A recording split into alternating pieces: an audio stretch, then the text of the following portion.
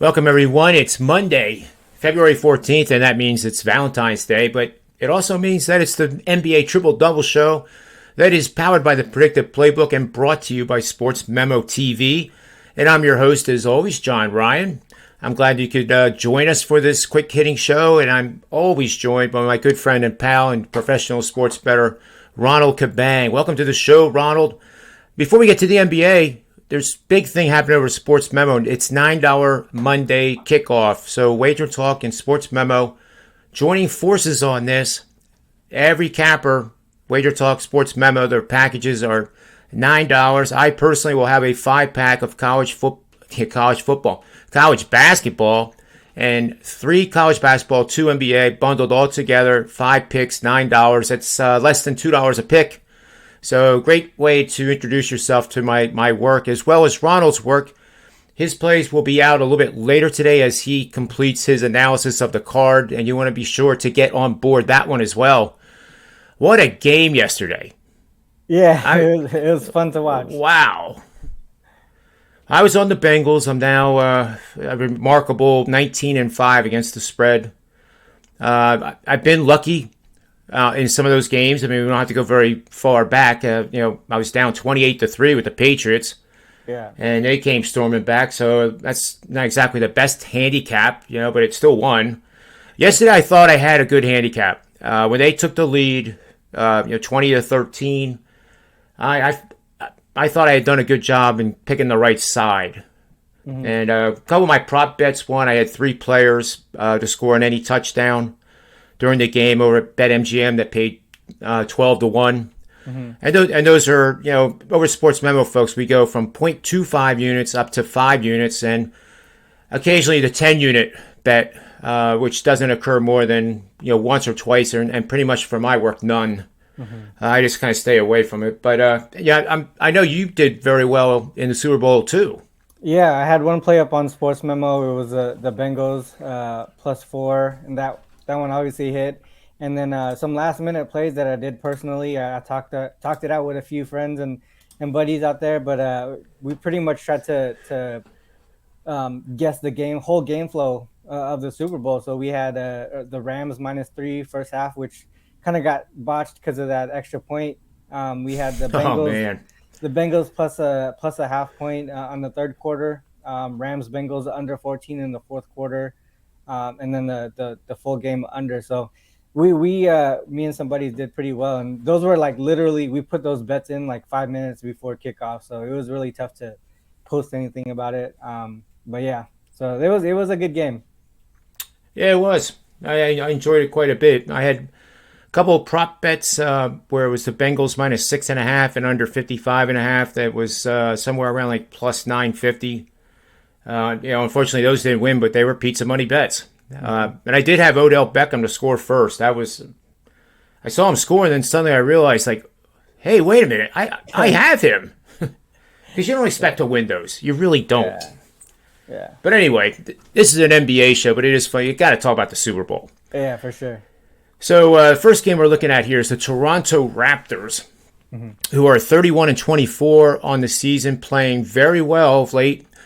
Going up against the host, New Orleans Pelicans, who picked up C.J. McCollum, and they're a very young team that has a tremendous amount of talent.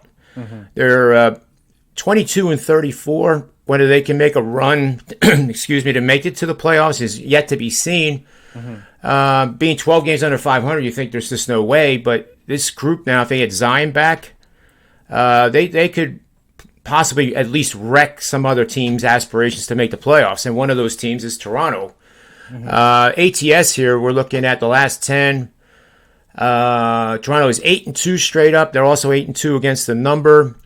4-6 are the Pelicans, and 6-4 against the number. Mm-hmm. What do you see in this matchup? Yeah, the Raptors, man, they're pretty healthy right now. I checked the injury list this morning. I didn't see anyone on that list. Pelicans, obviously Zion's out, and they have Larry Nance out, and they just had some fun during the trade deadline, so they got a couple new players. Their roster is a little bit different than their when they had that little 4 game win streak. They lost 2 in a row now. They kind of traded defense for offense here. I think obviously they wanted to bring more offensive power with McCollum, but they lost that sort of that workhorse on the defensive side who did a lot of things that didn't show up on the box score in Hart. So that's something that I think it might take some time for the Pelicans to figure out and for them to gel as a team again. The Raptors, they have a little travel spot going here, 3 road games in a row, 1 home game now, and then back on the road to head over to Minnesota next. So that could be something that might impact them. But I think more so the Pelican side, they lost 2 in a row here. I think their defense really is lacking since the Hart and McCollum trade. They also lost Nikhil Alexander Walker there.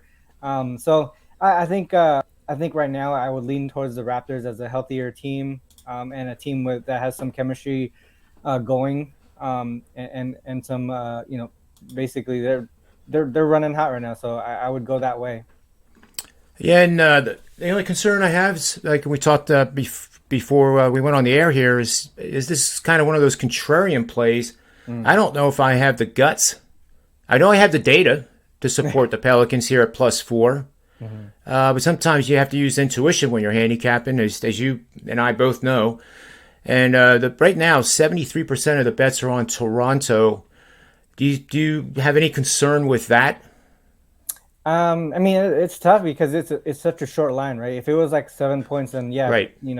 A contrarian play of the day or type of thing would be a good look. But in this small, short line where you think basically whoever you think will win may cover, it's a tough call to look at percentages like that. And that's just my opinion here.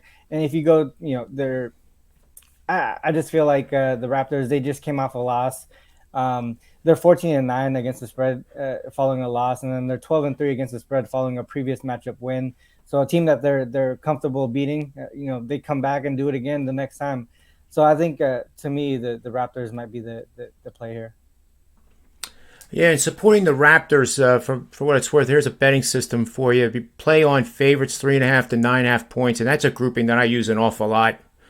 It just makes sense because 3.5 is really the beginning of like a legitimate favorite. I don't know how else to describe it. It's more powerful, obviously, than a favorite of -1.5, especially when it's on the road.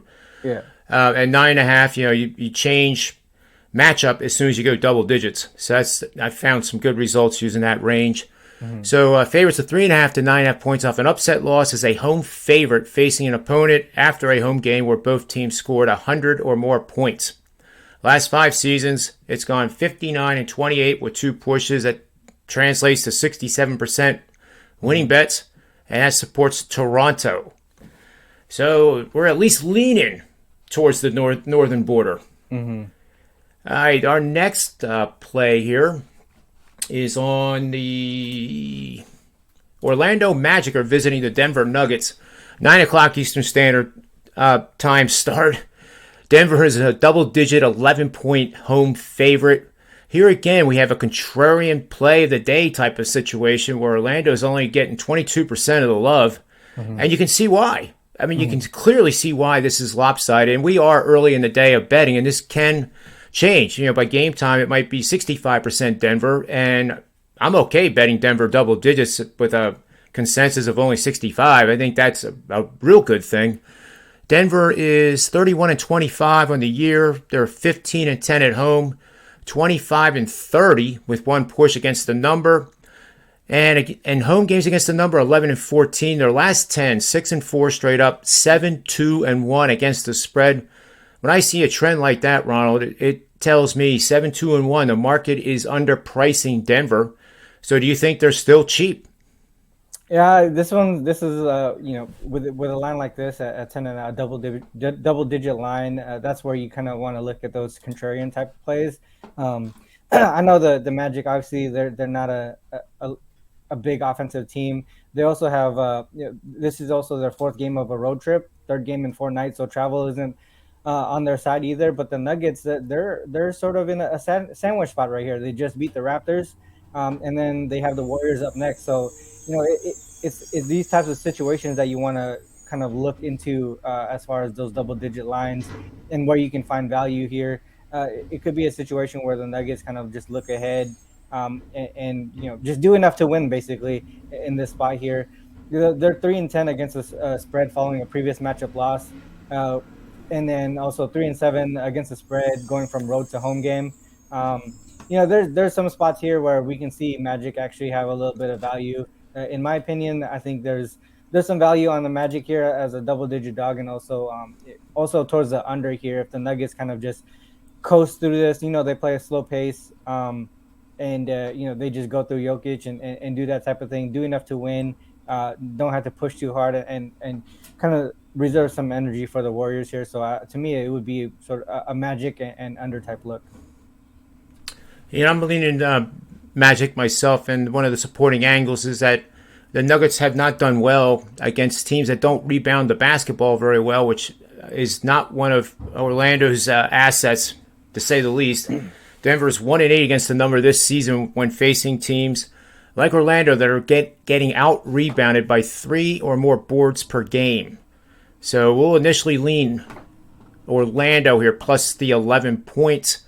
Moving on to our third and final game, Golden State Warriors are going up against the Clippers, and it's another, one of those lopsided early action. I emphasize that a lot. This could change, but 77% of the bets right now are on Golden State, and you can see why. They're only -6 going up against a Clippers team that, is a shell of what it was before the season started.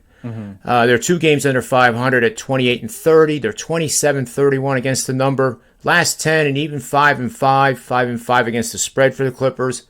Warriors 42-15, 29-24 and 4 pushes against the number. Their last 10, 8-2, 4-5-1 against the spread. Do you see any opportunity for a best bet in this game? Yeah, I think there might be. I think the under is a good look here. The Warriors have been a strong under team all season long. And the Clippers, they just made some trades too, and there's some roster continuity issues there that they need to get used to their team members. Norman Powell actually might be out, and Kennard is a game time decision. Those are 2 guys that can put points on the board for the Clippers here, and without Paul George and Kawhi, obviously, they're going to need as much points as possible. I mean, they've been a strong defensive team too as of late, so I think to me the lean here is towards the under. There's some trends that follow the Warriors here on the under. 9-2 to the under as road favorites. It is one strong one, 10-4 to the under following a double-digit previous matchup win. So they beat the Clippers earlier this season by double digits already. And I think they get back to that and play some strong defense. And to me, the under is a good look here. And I'm with you on this one. This could end up being one of our best bets for the show, which is going to be the next segment. But Golden State is also as a 3.5 to 9.5 point favorite. They're 17-6 to the under. That's pretty strong. 8-0 under after a division game this season. And 14-4 are the Clippers to the under after failing to cover the spread in 3 of the last 4 games. So there's 3, I think, powerful supporting angles for the under. So that's our 3 games broken down. Now we go to the final segment here with doing our best bets. And I definitely would make a show best bet under Golden State and the Clippers at 221 is what I'm seeing right now. And I would be good on that down to as low as 217.5. So I think we're getting a really good price tag here at 221 to bet the under. Yeah, no, I agree. I think that should be our play of the day, especially for these 3 games here. Obviously, it's steamed down from 222.5 at open. Yeah, I could definitely see it continuing to go down. So if you like the under, take it right away. Yep, I agree. Well, another great show, Ronald. I can't thank you enough. This is a lot of fun. It's one of my favorite shows of the week for sure. And I think it's because we have a pretty good percentage when we lock in together, so it makes sense. It's true, and I've still been tracking the our win record, and it's right under. It's right at 66%, 65.5, and that's 30 shows now. So, we're not doing a best bet on every single game we do, and I think that was a good decision on our part. We're giving out the best of the three, and we run with that, and I think that's been a good decision.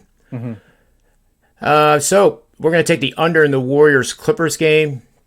Don't forget that it is the kickoff for $9 Monday over at SportsMemo.com. Every single capper at SportsMemo.com and WagerTalk.com are selling their picks and packages for $9. So it's a little bit more than your favorite IPA. And, just give one of those IPAs up and get the research you need and expertise of some of these guys who have been doing it for decades. You just can't go wrong. Okay, so take advantage of $9 Monday kickoff at SportsMemo.com.